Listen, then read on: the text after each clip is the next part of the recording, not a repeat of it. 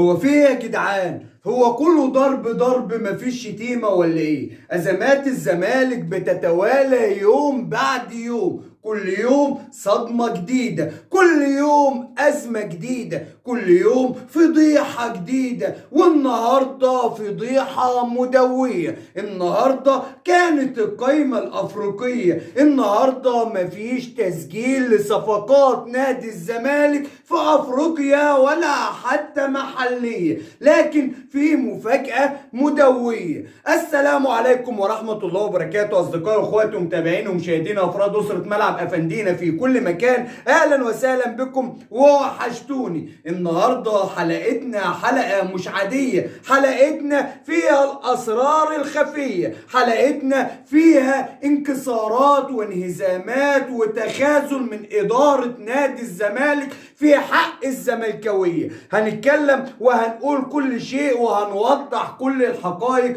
بس حابب اطلب طلب صغير كده من اخواتي الغاليين، اخواتي اللي دايما واقفين في ظهري ودايما بيدعموني وبيساعدوني بلايكاتهم وكمان باشتراكاتهم، ففضلا منكم وليس امرا اللايك الجميل مع الاشتراك اللذيذ وتفعيل زر الجرس عشان يوصلك كل جديد وتكون واحد من افراد اسرة ملعب افندين. نخش في موضوعنا بقى. طب يلا بينا.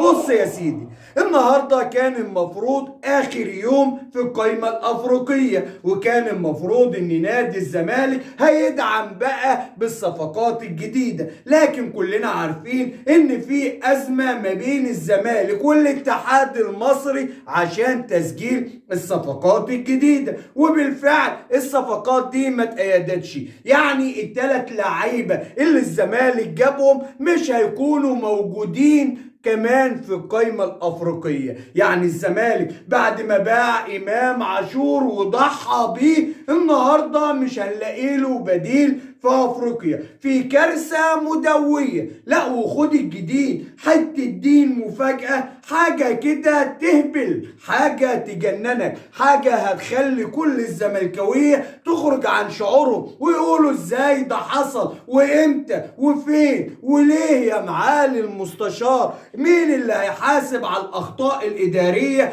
اللي حاصلة دلوقتي في نادي الزمالك؟ هل هيكون في حساب ولا الموضوع بيعدي ونشوف مشكلة تانية نداري بها على المشكلة الحقيقية اللي موجودة في نادي الزمالك؟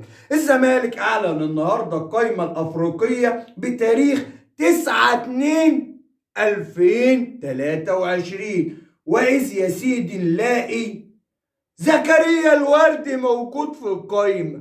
أو ربنا، زكريا الوردي موجود في القايمة الأفريقية بتاع الزمالك. ومين؟ ويوسف أوباما، وكمان حسام أشرف. طب هما فين يا معالي المستشار؟ هو فين زكريا الوردي؟ هو مش فسخ التعاقد وكان عنده اكتئاب وجمهور الزمالك يا عيني عقدوا الواد؟ طب هو فين يوسف أوباما؟ هو مش حضرتك بعناه ولا أعرناه للسعودية؟ هو فين حسام أشرف؟ هما اللعيبة دي موجودة معانا؟ هو احنا في أفريقيا ولا احنا بنحلم ولا ده كابوس وهنصحى منه ونلاقي الناس يعني اللي معانا في الفريق هما اللي موجودين؟ يعني حد يقول لي هو شيء طبيعي ومنطقي ان يبقى زكريا الوردي موجود في القائمة الأفريقية؟ شيء طبيعي ومنطقي ان لاعب مش موجود معانا اصلا ينضاف في القائمة الافريقية؟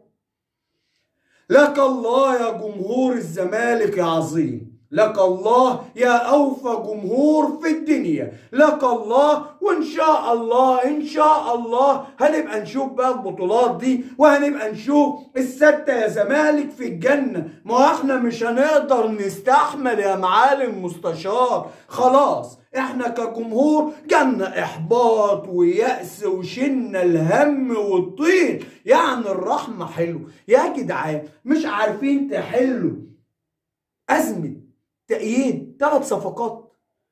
يعني مش قادرين ندفع الفلوس اللي علينا؟ هو ده حال الزمالك؟ ده اتحاد الكورة يا عم افندينا اللي متعنت، واتحاد الكورة يا سيدي مش عايز يسجل الصفقات عشان يضرب الزمالك في مقتل وعشان يدي الدوري للاهلي. انت شكلك متزملك يا عم، اهدى علي يا سيد الفاضل، اهدى علي. شهر كامل ما حدش من الزمالك يتواصل مع اتحاد الكورة عشان يشوف الازمة ايه. شهر كامل ونستنى لاخر ثانية عشان نروح نحط اتحاد الكورة قدام الامر الواقع، ويخش معاه المستشار الاسد الجسور يفتح في ابواب اتحاد الكورة. انا اللي مفيش باب بيتقفل قدامي، سجلوا الولاد والا هتكون كارثة.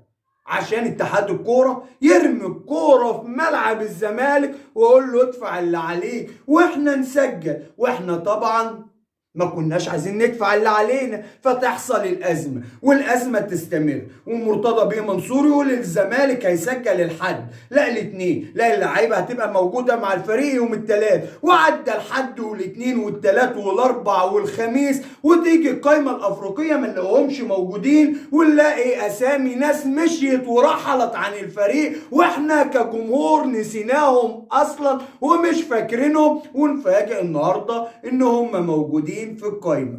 ما علينا يا عم، ده أزمة صغيرة هي جت يعني على أفريقيا، ما بلاها أفريقيا. طب خد الأزمة الجديدة وخد الصدمة الجديدة.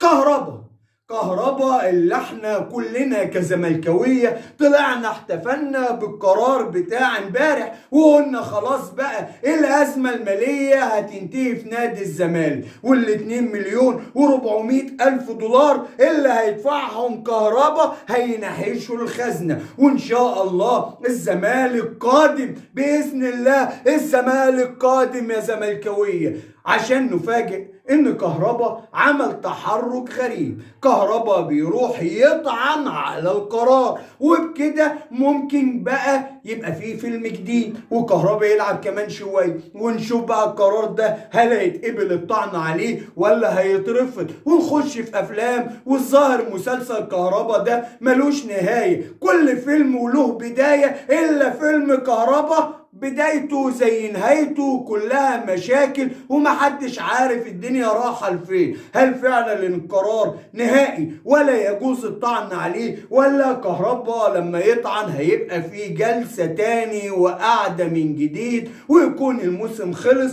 واحنا لسه مستنيين كهربا يدفع الفلوس؟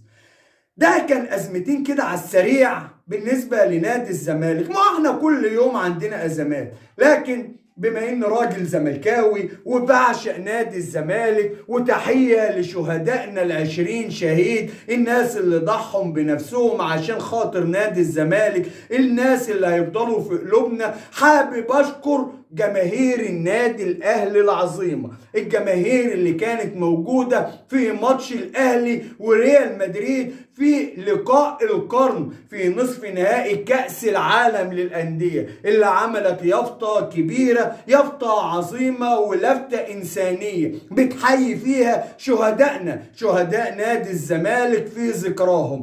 تحية شكر وتقدير لكل الجماهير المحترمة الأهلاوية اللي فعلا أثبتت إن احنا كلنا واحد وكلنا مصريين، وشهداء الاهلي وشهداء الزمالك في الجنة باذن الله. لكم مني كامل الاحترام والتقدير. ولحد هنا بتنتهي حلقتنا، ويا رب تكون الحلقة نالت اعجابكم، ويا رب نكون عند حسن ظن سيادتكم، ويا رب بقى تدعمونا باللايك، واللي لسه ما اشتركش في القناة فضلا منك وليس امرا اشترك في القناة وفعل زر الجرس عشان يصلك كل جديد وتكون واحد من افراد اسرة ملعب.